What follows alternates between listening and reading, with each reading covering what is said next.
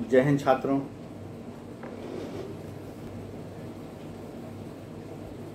और यदि शिक्षक हमारे इस वीडियो को देख रहे होंगे तो उनको भी जय हिंद, उनका भी अभिनंदन।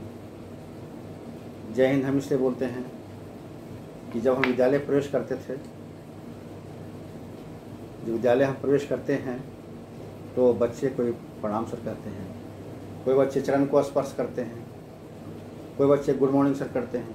तो चलिए, हमने कहा सब ठीक है, गुड मॉर्निंग भी ठीक है, प्रणाम भी ठीक है, चरण स्पर्श भी ठीक है, सब ठीक है। लेकिन आप जय हिंद जरूर बोलें। आप जब प्रणाम सर करें तो जय हिंद भी बोलें, या गुड मॉर्निंग करें तो जय हिंद भी आप बोलें। क्योंकि जब आप जय हिंद बोलते हैं तो आप हमारे जो जवान हैं, जो सीमा पर हैं, उनको हम सम्मान देते हैं। आज जो सरहद पर जवान हमारे ड्यूटी पर तैनात है, उनके ही बदौलत हम रात में चैन की नींद सोते हैं। इसलिए हम अपने सभी छात्रों को हम कहते हैं कि जय हिंद बोलो। जब भी पहली मुलाकात हो, ठीक है, गुड मॉर्निंग, प्रणाम, चरण स्पर्श सब कुछ ठीक है, लेकिन उसके साथ में जय हिंद भी बोलो। जय हिंद बोलने से हम अपने जवानों को हम सम्मान देते हैं।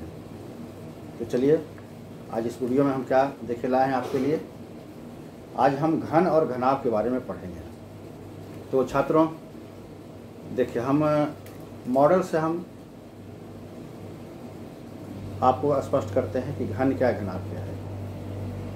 क्योंकि घन क्या है, एक घन का विस्तार 3 दिशाओं में है, लंबाई, चौड़ाई और मोटाई में है। और घनाभ का भी विस्तार आपका 3 दिशाओं में है, लंबाई और चौड़ाई मोटाई में है। तो जिसका विस्तार 3 दिशाओं में है उसका तो बिना मॉडल के द्वारा आप समझ नहीं पाएंगे। अगर हम बोर्ड पर पढ़ाएंगे तो बोर्ड तो हमारा उसका विस्तार, बोर्ड का विस्तार 2 दिशाओं में होता है, लंबाई चौड़ाई में केवल। लेकिन हमारा घन और घनाभ है 3 दिशाओं में इसका विस्तार है। और इसको हम बोर्ड पर बनाएंगे तो आप कन्फ्यूजन में रहेंगे। अगर इसका हम बोर्ड पर लंबाई लिखेंगे, इसको चौड़ाई इंगित करेंगे, इसकी मोटाई को इंगित करेंगे और उससे सूत्र हम निकालेंगे, तो आप बिल्कुल कन्फ्यूजन में रहेंगे। आप कभी भी सही अवधारणा आपके मन में नहीं बैठेगी। तो इसलिए मॉडल से पढ़ाना ज़्यादा अच्छा होता है। और साइंस और मैथ की पढ़ाई तो बिल्कुल मॉडल से, एक्सपेरिमेंट से, एक्टिविटी से, प्रयोग से होना चाहिए। तो चलिए, हम बारी बारी से आते हैं। तो पहले हम घन को पढ़ेंगे, घनाभ को पढ़ेंगे? नहीं, पहले हम घन को नहीं पढ़ेंगे, पहले हम पढ़ेंगे घनाभ को पढ़ेंगे। तो चलिए, हमारे हाथ में देखिए घनाभ है। आप देखिए, इसमें सतह है। कितने सतह हैं आप देखिए? 4 इस तरह से है, 4 ऊपर नीचे आगे पीछे। ऊपर एक सतह, ऊपर एक सतह नीचे, और आगे एक सतह, आगे एक सतह और एक सतह पीछे। 4 सतह इस तरह से। और 2 देखिए साइड में है, एक सतह यहाँ पर, एक सतह यहाँ पर, यानी कि 4 2 6 सतह। तो इस घनाभ में सतहों की कुल संख्या 6 है। और इसमें किनारा भी है। ये देखिए किनारा, ये कोर भी इसका है। तो ये किनारा कितना है, किनारे की संख्या कितना होगा? 1 2 3 4 किनारा ऐसा, 4 किनारा यहाँ पर है, और 4 किनारा देखेंगे यहाँ पर है, 4 किनारा, 1 2 3 4 किनारा यहाँ पर है, और फिर 4 किनारा इस तरफ है, 1 2 3 4। तो 4 4 8 और 4 12। इसमें कुल किनारों की संख्या 12। कुल सतहों की संख्या कितना है? कुल सतहों की संख्या 6 और किनारों की कुल संख्या 12।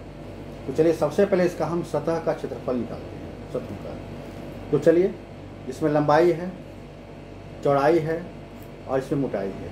तो तीनों को हम मान लें। लंबाई को हम L से शुद्ध करते हैं, चौड़ाई को हम B से, और इसकी मोटाई को या ऊंचाई को हम A से शुद्ध करते हैं। तो देखा जाए इसमें, तो अगर इस सतह को लेते हैं तो सामने की सतह और ठीक इसके पीछे की सतह, दोनों का क्षेत्रफल बराबर है। आप देख सकते हैं इसको, आप समझ सकते हैं इसको। और ऊपर की सतह का क्षेत्रफल और नीचे की सतह का क्षेत्रफल, ये दोनों बराबर है, इसको भी आप समझ सकते हैं। और जो अगल बगल में, जो बाएं दाएं में जो सतह है, इसका भी दोनों का क्षेत्रफल बराबर है। यानी मुख्य रूप से यहाँ पर 3 सतह का क्षेत्रफल, एक यहाँ पर, ये सामने का देखिए, एक ऊपर का, एक बगल का, इसी का डबल है। ये जोड़ा में है, पेयर में है। तो चलिए, अगर इसको हम लंबाई लेते हैं, ये लंबाई लिया, और ये लंबाई कर लेते हैं इसको हम, और ये चौड़ाई लेते हैं, ये लंबाई और ये चौड़ाई लेते हैं, तो इसमें एक सतह का क्षेत्रफल कितना होता है? लंबाई गुना चौड़ाई, आयताकार है, देखिए इसका सभी सतह आयताकार है, तो लंबाई गुना चौड़ाई होता है। तो L गुना B हो गया। अब L गुना B कितना? 2, एक आगे और एक पीछे 2 हो गया। अब ऊपर को लेते हैं, ऊपर लेते हैं। अब देखिए यहाँ पर ये लंबाई है, अगर इसको ऐसा देखें तो लंबाई हो गया ये, और ये ऊंचाई लेते हैं तो लंबाई गुना ऊंचाई हो गया। यहाँ पर एक सतह हमारा ये हो गया, इसका डबल हो जाएगा। साइड का हम लेते हैं तो साइड में क्या है, साइड में आपका चौड़ाई है और ऊंचाई है। साइड में आपका चौड़ाई और ऊंचाई है, इस पर चौड़ाई गुना ऊंचाई हम करेंगे तो b इंटू एच कर देंगे। तो इस तरह से अब तीनों पेयर में होगा।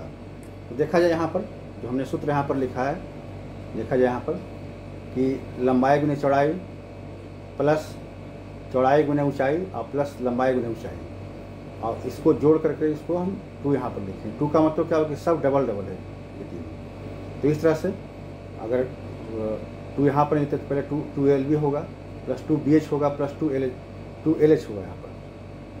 अब उसमें 2 कॉमन करने पर ये हमारा सूत्र यहाँ पर ऐसा जाता है इस तरह से। तो इस तरह से आप सूत्र को देखें, ये इस तरह सूत्र हम बिल्कुल निकाल सकते हैं, इसको डिराइव कर सकते हैं। सूत्र को बारी बारी से सभी सतहों का क्षेत्रफल निकाल के हमने सबको जोड़ दिया, और जोड़ने के बाद जो हमारा सूत्र आता है वह है 2 into LB L into B plus BH plus LH। इस तरह से हमारा सूत्र आता है। और इसके आयतन के लिए जो सूत्र हमारा होगा वह क्या होगा, लंबाई गुने चौड़ाई गुने मोटाई, L into B into H। ये देखें, इसके आयतन के लिए हमारा सूत्र होगा। और तो सबसे पहले हम सूत्र को समझते हैं, और इसके बाद इस पर ये उदाहरण हम बनाते हैं। एक्सरसाइज में सवाल रहता है, इस पर कई तरह तरह के सवाल इस पर हम फिर सॉल्व करते हैं।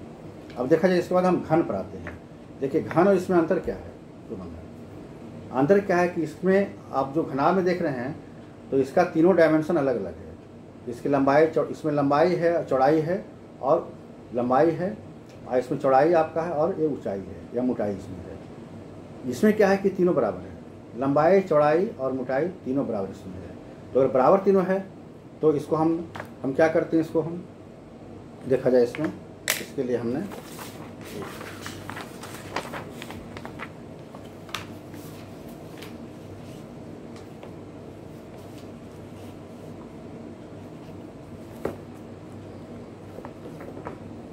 ये देखा जाए घन का फिगर, हमने ये घन का फिगर हमने बनाया यहाँ पर, और ये देखा जाए घनाभ का फिगर था हमारा।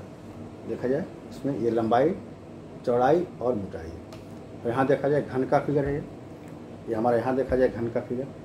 तो घन में क्या है कि लंबाई चौड़ाई मोटाई तीनों बराबर इसमें होता है।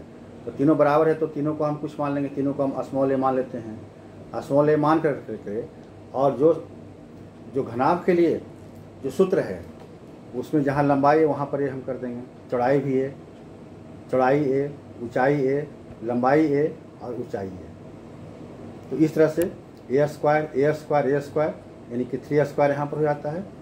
और चूँकि सब डबल डबल है, सब यहाँ 2 हो गया, तो यहाँ पर कितना हो जाएगा, 2 into 3a square equals 6a square हो गया। यानी कि घन का संपूर्ण पृष्ठ क्षेत्रफल 6 इंटू भुजा स्क्वायर ऐसा हो गया।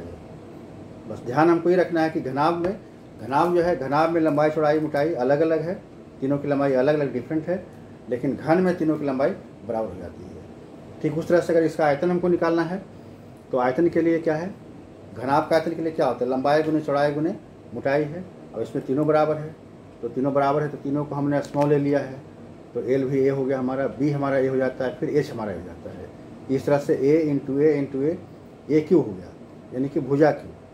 तो इस तरह से घन का जो आयतन हो गया वह आपका भुजा क्यू हो गया। तो चलिए बच्चों, इस तरह से आपने घन और घनाभ के बारे में समझा। इसके किनारों की संख्या, सतहों की संख्या कितनी होती है, किनारों की संख्या कितनी होती है, इसके संपूर्ण पृष्ठ क्षेत्रफल के लिए क्या सूत्र हमारा बनता है, इसके आयतन के लिए क्या सूत्र हमारा बनता है। तो चलिए, बहुत बहुत धन्यवाद। अगर आपको हमारा वीडियो अच्छा लगा तो आप इसे ज़रूर लाइक करें, इसे आप शेयर करें, आप कमेंट बॉक्स में भी कमेंट करें, हमें सुझाव दें। आपका सुझाव का हम स्वागत करते हैं।